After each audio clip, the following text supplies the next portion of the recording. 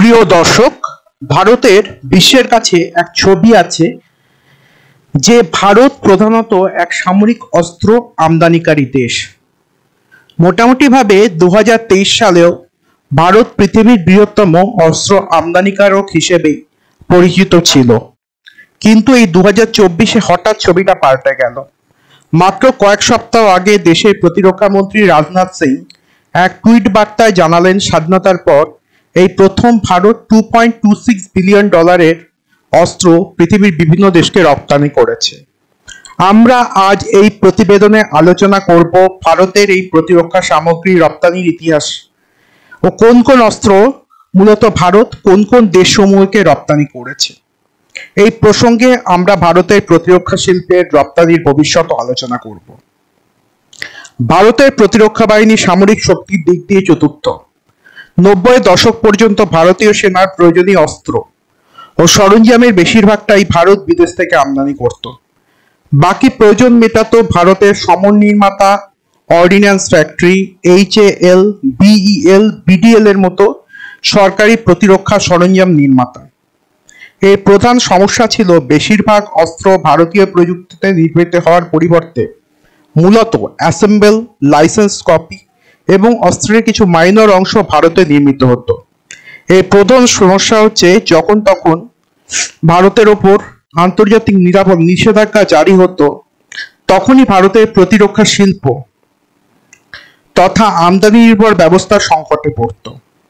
1998-এ পোখরান পরীক্ষার পর মার্কিন যুক্তরাষ্ট্র weapon locating radar, Britain Sea King helicopter ও ইসরায়েল অ্যারো ও ফ্যালকন প্রতিরক্ষা ব্যবস্থা রপ্তানিতে নিষেধাজ্ঞা জারি করায় ভারতীয় বাহিনীকে যথেষ্ট সমস্যায় পড়তে হয়েছিল।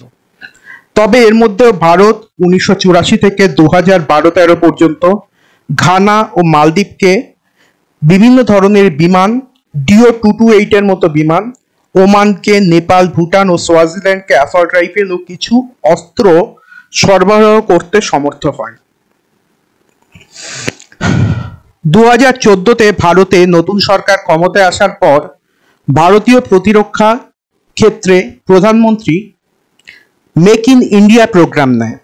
প্রথমে এতে তেমনভাবে প্রতিরক্ষা নির্মাতা কোম্পানিগুলো আগ্রহ না দেখালেও পরে পরিস্থিতি পরিবর্তিত হয়। MKU, রিলায়েন্স ডিফেন্স, টাটা পাওয়ার, ACD, ভারত ফোর্জ, অ্যাস্ট্রা ও নোম্যাড ডিফেন্স, SSS ডিফেন্সের মতো দেশীয় কোম্পানি, বিদেশি সংস্থা যেমন কোল্ট, রাফায়েল অ্যাডভান্স, IWI, কালশনিকভের মতো বিশ্ববিখ্যাত সংস্থার সঙ্গে হাত মিলিয়ে একাধিক ধরনের হালকা ভারী বিভিন্ন ধরনের মিলিটারি সফটওয়্যার ও হার্ডওয়্যার তৈরির জন্য এগিয়ে আসে। 2014-15-তেই এই রপ্তানি 1941 কোটি টাকায় দাঁড়ায়।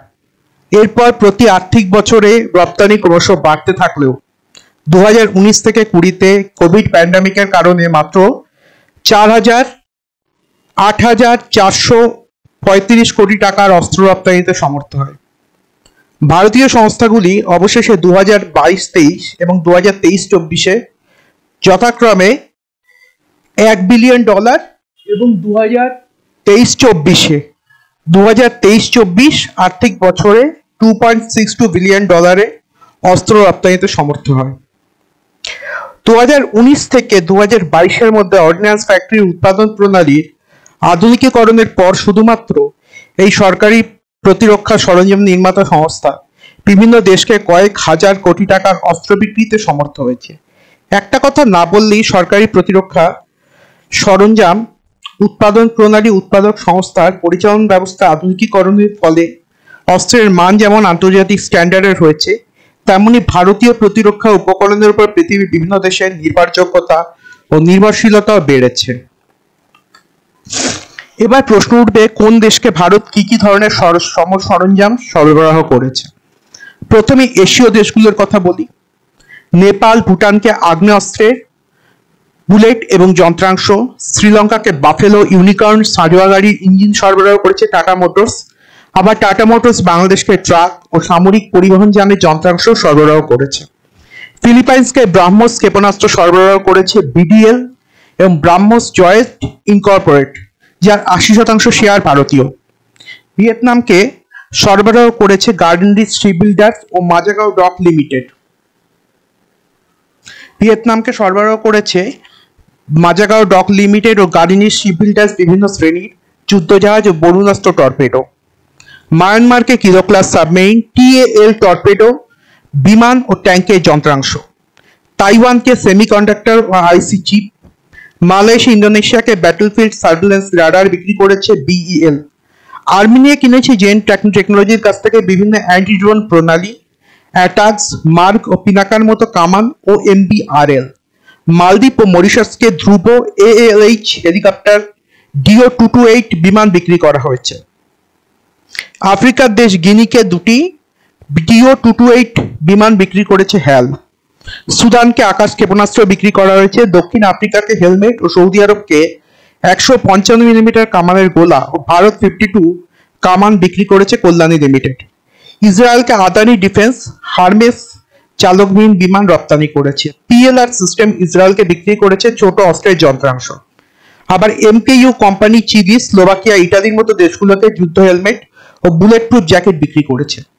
এখন প্রশ্ন উঠতেই পারে, যে দেশ আমেরিকা যুক্তরাষ্ট্রকে F-18 বিমানের গান্ডোর বা রাশিয়াকে ট্যাঙ্কের অপটিক্স ইকুইপমেন্ট বিক্রি করেছে, সেই দেশ কেন আমদানিতে পৃথিবীর প্রথম? তার কারণ ভারতের রুশ S-400 ক্ষেপণাস্ত্র প্রণালী কেনা বা ফ্রান্স থেকে 3,600 মানে সব মিলিয়ে প্রায় 36,000 কোটি টাকার রাফেল বিমান কেনা এবং GE-404 ইঞ্জিন আমদানি করার মধ্যে লুকিয়ে আছে। এই অস্ত্র ও যন্ত্রাংশগুলি অনেকটাই দামি এবং এদের দাম কম করে কয়েকশো মিলিয়ন ডলার থেকে কয়েকশো বিলিয়ন ডলারে পৌঁছে যায়। তবে আসার কথা, ভারত বর্তমানে চীনকে সামরিক সরঞ্জাম নির্মাণ ব্যবসায় একচেটিয়া মৌরসিপাট্টা ভাঙতে এগিয়ে এসেছে। বর্তমানে নিম্নমানের প্রতিরক্ষা সামগ্রী নির্মাণের কারণে চীনের প্রতিরক্ষা সরঞ্জাম রপ্তানি 3.2 বিলিয়ন ডলারে নেমে এসেছে। এরকম চললে চীন, তুরস্ক এমনকি রাশিয়ার মতো দেশে প্রতিরক্ষা রপ্তানি ব্যবসাতে ভারত ভাগ বসাতে পারে। কেননা একাধিক আরব দেশ, ব্রাজিল, চিলি, আর্জেন্টিনার মতো দেশ ব্রাহ্মস, MR-SAM, ব্রাহ্মস NGO তেজসের মতো উন্নত অস্ত্র সম্পর্কে আগ্রহ দেখিয়েছে। ভারত যে মার্কিন প্রশিক্ষণ বিমান টেন্ডারে অংশ নিয়েছে, এটাও ভারতে প্রতিরক্ষা ক্ষেত্রে এক আত্মনির্ভরশীলতার উল্লেখযোগ্য উদাহরণ। তবে ভারত যদি রিসার্চ অ্যান্ড ডেভেলপমেন্টকে অর্থাৎ R&D ডিপার্টমেন্টকে আরো আধুনিক ও যুগোপযোগী করে ও লাল ফিতার ফাঁস থেকে মুক্ত করে, তবেই ভারত এক প্রতিরক্ষা নির্মাতা হিসেবে বিশ্বে স্থান করে নিতে পারবে। সকলে ভালো থাকবে। জয় হিন্দ।